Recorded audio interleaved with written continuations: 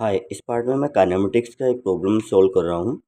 Problem काफ़ी अच्छा है। इसमें गिवन है अपने को एक्स और 1/v का ग्राफ गिवन है और उसमें पर्टिकुलर पॉइंट पर टेंजेंट भी शो की गई और टेंजेंट जो एंगल है वो 37 डिग्री एंगल बना रही है। यहाँ पे गिवन है कि if magnitude of acceleration of particle at x = 3 is given by 4/n², that is given by 4/n², then value of n, ये अपने को कैलकुलेट करना है। ये आपको ग्राफ गिवन है यहाँ पे। देखिएगा, अगर अपने पास में वेलोसिटी टाइम का फंक्शन है then we know acceleration is dv/dt, but if velocity is function of position then acceleration is given by v into dv/dx। तो यहाँ पे देखिएगा, वेलोसिटी अपने पास 1/vx का फंक्शन है तो डेफिनेटली v भी फंक्शन ऑफ x ही होगा। दैट मीन्स एक्सेलरेशन के लिए अपने को अप्रोच अप्लाई करना पड़ेगा कहीं ना कहीं पे v इंटू dv/dx वाले वे में। तो ये हमने नोट किया कि एक्सेलरेशन अपने पास में होगा v इंटू dv/dx। अब यहाँ पे स्लोप देखिएगा, अगर अपने पास वाई एक्स कर्व है देन स्लोप हम बोलते हैं कि dy/dx। यहाँ पे अपने पास ग्राफ किसका है, ग्राफ है x versus 1/v। That means जो स्लोप होगा इस ग्राफ का होगा dx/d ऑफ 1/v, ये होगा dy/dx, तो dx/d 1/v। और वो कितना गिवन है यहाँ पे, ये एंगल अगर इधर से देखेंगे तो एंगल कितना होगा 180 - 37। तो इस स्लोप की वैल्यू अगर हम देखेंगे वो कितना होगा 10 180 - 37। और हमें पता है 10 180 माइनस थीटा है वो 10 -10 थीटा होता है, तो -10 37 हो जाएगा। तो स्लोप की वैल्यू ये आ गई। ये क्वांटिटी यहाँ पे dx/d ऑफ 1/v वो इसके इक्वल गिवन है। इसको जब डिफ्रेंशिएट करेंगे यहाँ पे तो ये क्वांटिटी हो जाएगी -1/v² इंटू dv।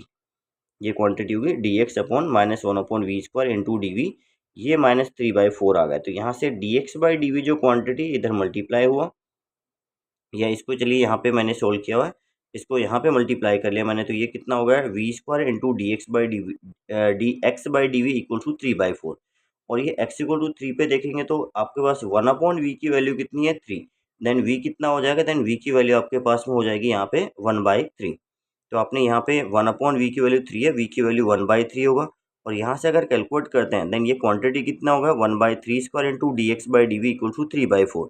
तो dx/dv कितना हो जाएगा यहाँ से 27/4, या dv/dx होगा 4/27। अब हमको पता है एक्सेलरेशन, अगेन इस पे आ जाते हैं v इंटू dv/dx पे। तो v की वैल्यू कितनी है 1/v का वैल्यू है 3, देन v की वैल्यू हो जाएगी 1/3 एंड dv/dx अपने पास में यहाँ से इसको जब हमने देखा तो ये क्वांटिटी कुछ ऐसा रहा यहाँ पे, acceleration is v into dv/dx, तो a equal to 1/3 into dv/dx, a equal to 1/3 into 4/27। तो ये 4/81 कितना हो जाएगा 4/9², n इक्वल टू कितना आ गया यहाँ पे 9।